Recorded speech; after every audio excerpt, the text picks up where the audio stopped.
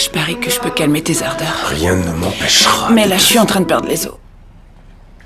Quelques instants plus tard, il la conduit d'urgence à l'hôpital. Mais au lieu d'être heureux, il est extrêmement inquiet pour sa femme. Le bébé doit naître avec 6 semaines d'avance. Et les examens montrent qu'il est en mauvaise position. Lorsque la future mère découvre que son obstétricien a plus de 70 ans, elle s'inquiète. Elle demande alors à être suivie par un médecin plus jeune. Mais le médecin lui répond qu'il a déjà mis au monde des milliers d'enfants.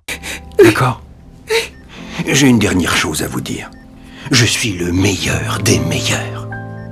Et je vous jure sur la vie de mes enfants, de mes petits-enfants, ce que j'ai de plus précieux au monde, que je serai à la hauteur de mon devoir. Compris? Oui. Très bien. Merci, docteur. De rien.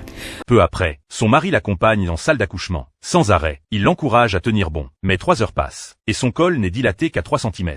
Le médecin revient alors pour discuter avec eux de la suite à donner. Après 10 heures de contraction, la femme pousse un dernier cri et donne naissance à un premier petit garçon. Le père est fou de joie, mais l'état de la mère se dégrade. Elle doit être transférée au bloc opératoire pour une césarienne. Les infirmières demandent alors au mari de sortir de la salle. Quelques heures plus tard, le médecin revient le voir. Il lui annonce que le deuxième bébé est une fille, mais que le troisième est malheureusement mort avant la naissance. Le père est anéanti. Heureusement, sa femme est hors de danger. Plus tard, il s'arrête devant la nurserie pour regarder ses 2 bébés. C'est alors qu'un pompier s'approche de lui. L'homme lui demande quel est son enfant. Le pompier répond qu'aucun de ses bébés n'est le sien. Un nourrisson a été abandonné dans une caserne de pompiers et il vient de l'amener à l'hôpital. Après le départ du pompier, une idée traverse l'esprit du père. Peu après, sa femme reprend connaissance. Il lui raconte ce qui est arrivé aux enfants, puis il lui propose d'adopter ce bébé abandonné. Ainsi, même si le troisième enfant est un bébé noir, le couple l'aime immédiatement, comme son propre fils.